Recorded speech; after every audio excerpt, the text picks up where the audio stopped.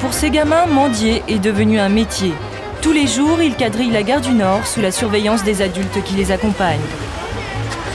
Victimes d'une exploitation intolérable ou simplement d'un mode de vie différent du nôtre, ces jeunes mendiants dérangent forcément dans un pays où l'école est obligatoire.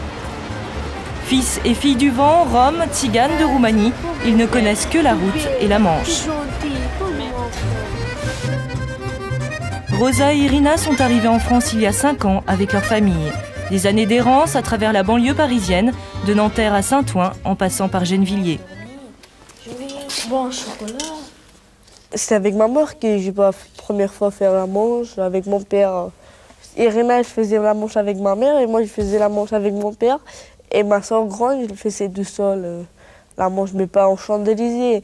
On faisait à Carrefour, à Auchan, à Éclair, tout gagné 300 francs ou 400 francs par jour. Pas maintenant, tout gagne plus, parce qu'il y a trop moins de... À 11 et 13 ans, Rosa et Irina sont à présent en âge de faire la manche seules. Elles passent toute leur nuit sur les Champs-Élysées et gagnent une centaine de francs par soir. Un père reparti en Roumanie, une mère sans travail, toute l'économie de la famille repose sur la pitié des passants. S'il vous plaît, un appel pour acheter des manger au bon santé, merci beaucoup de m'aider. Merci. S'il vous plaît, bon courage. Des Français, des autres, ils disent ta mère qui était obligée de faire la manche. Mais c'est pas vrai, ils croient ça. Ils croient, mais en tout cas, c'est pas vrai. Si t'es obligé de faire la manche, tu ne fais pas la manche, tu vas mourir de faim, qu'est-ce que tu vas faire? Leur nuit s'organise toujours de la même façon. Les deux sœurs changent régulièrement d'endroit pour éviter la police et les autres mendiants. Elles se postent ensuite à la sortie des cabarets et des boîtes de nuit. Jusqu'à 5 h du matin, elles dorment sur une bouche d'aération qui évacue de l'air chaud. Quelques heures de repos avant de prendre le premier métro qui les ramènera à leur caravane.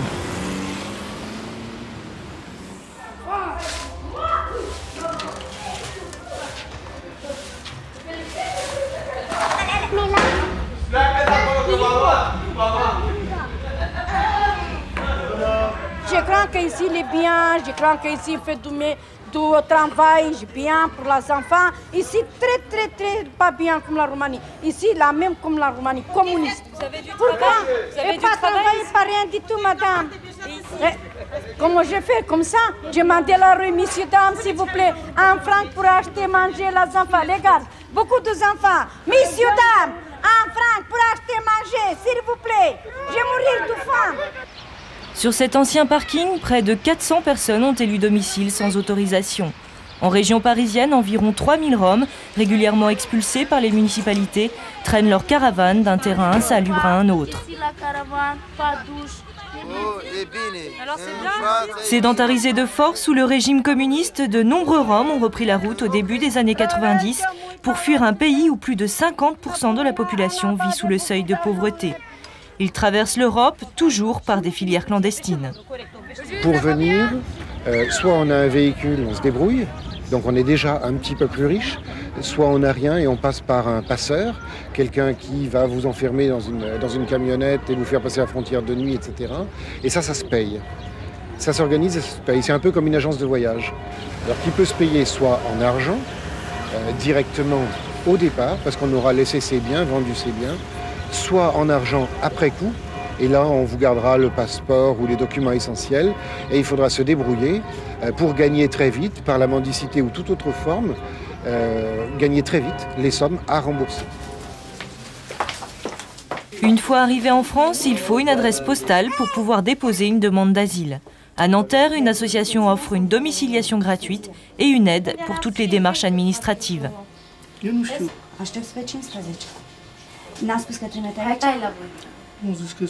Mais depuis la fin de la dictature de Ceausescu, les Roms n'ont plus le statut de réfugiés politiques.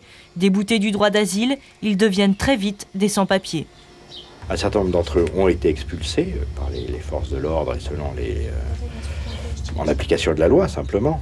La majorité d'entre eux sont revenus. En 93, Pasqua étant alors ministre de l'Intérieur, il avait mis en place une tentative de projet d'aide au retour. Ils ont empoché l'aide au retour, ils sont retournés là-bas, et 3 semaines après, ils étaient à nouveau sur les terrains et on les revoyait à la permanence de la FAV. Les Roms font souvent de nouvelles demandes d'asile sous un autre nom. Ils peuvent ainsi rester en France encore plusieurs mois et gagnent plus d'argent que pendant 10 ans passés au pays. On est dans un circuit de débrouille. La mendicité débrouille, c'est de partir le matin aussi, comme on va au boulot, simplement d'arpenter une rue pour chercher de l'argent. Quand on n'a pas de chez soi, son enfant, on l'amène avec soi. Et quand en plus, on sait que la présence d'un enfant est un élément qui va apitoyer davantage, et aussi on gardera son enfant dans les bras.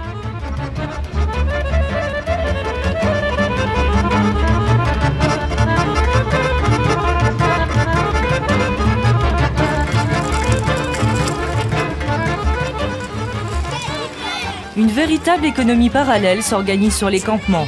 Les familles vivent de la mange, de récupération, travail au noir ou larcin. Et à l'intérieur de la communauté, tout se monnaie. Certains vont chercher l'eau, d'autres tractent les caravanes avec leur voiture en cas d'expulsion.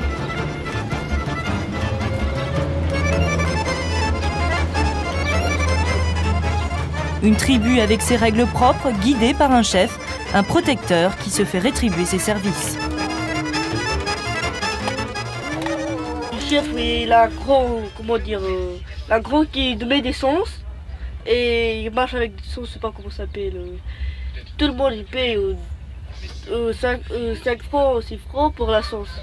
Et il donne des électricité à tout le monde.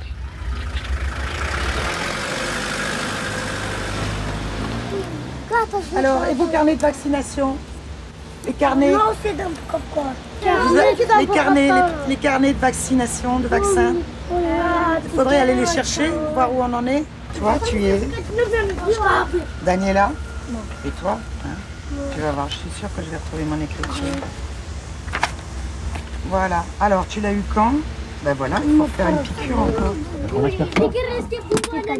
Une fois par semaine, la mission banlieue de Médecins du Monde envoie une équipe sur les camps pour leur apporter les premiers soins et éventuellement les orienter vers les services d'État. 7 ans, janvier. Téné. Ça fait mal? Non. Quand elle aura l'aide médicale, on va lui préparer une lettre et prendre un rendez-vous pour faire l'examen complet à l'hôpital. Infections respiratoires, épidémies de Galles ou plaies mal soignées sont le lot quotidien de ces familles qui vivent dans des conditions déplorables. Pas d'eau courante, de chauffage, de sanitaire ni de benne à ordures. La vie de ces Roms semble appartenir à une autre époque.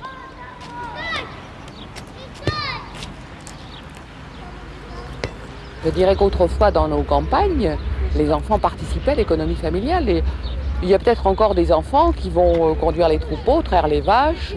Ils participent à l'économie familiale. Les petits-enfants ici, c'est pareil. La mendicité n'est plus interdite par la loi depuis 1994. En revanche, la provocation des mineurs à la mendicité est sévèrement punie uniquement si la remise d'argent à un adulte est un fait établi. Les policiers du 1er arrondissement ont déjà procédé à plusieurs arrestations en flagrant délit après des mois de surveillance des familles roumaines.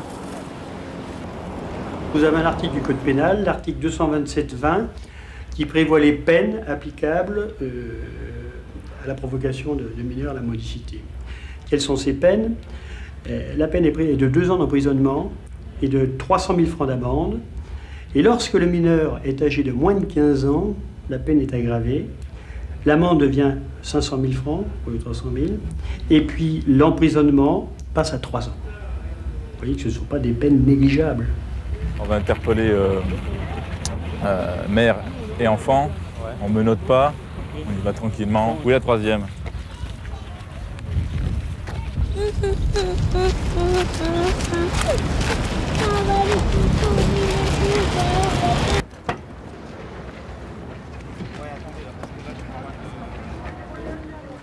Et vous êtes placé en garde à vue à compter de l'heure de votre interpellation, c'est-à-dire 17 h.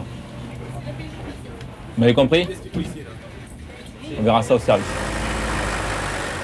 Les adultes sont généralement condamnés à plusieurs mois de prison avec sursis.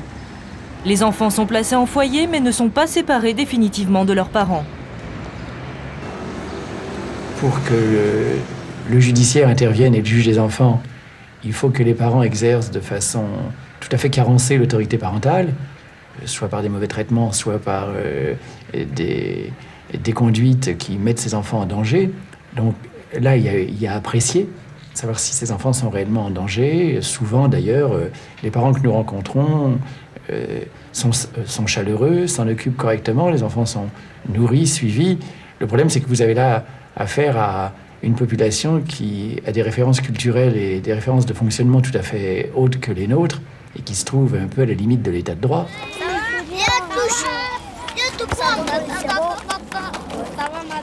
Au-delà de la répression qui vise surtout à intimider les parents, la meilleure solution pour empêcher le travail des enfants est de les scolariser. Mais là encore, la plupart des expériences tentées dans ce domaine ont échoué. Si on a réussi à en scolariser 5, 10 peut-être, pendant une période extrêmement courte, c'est le maximum. Et pourquoi? Parce que les municipalités refusent de les scolariser. Alors que la loi dit clairement, sans ambiguïté, que quel que soit le statut des parents, les enfants présents sur le territoire français doivent être normalement scolarisés. Pour Rosa et Irina, l'Occident n'a pas tenu ses promesses. Elles envisagent de rentrer avec leur mère en Roumanie, rejoindre le reste de la famille. Il faut aller tous les jours pour les doulots, il faut aller pas à l'école, il faut rester tous les jours comme ça, on va faire la mange, c'est pas très bien. La misère peut-elle justifier la mendicité des enfants? Rosa, en tout cas, rêve d'une autre enfance.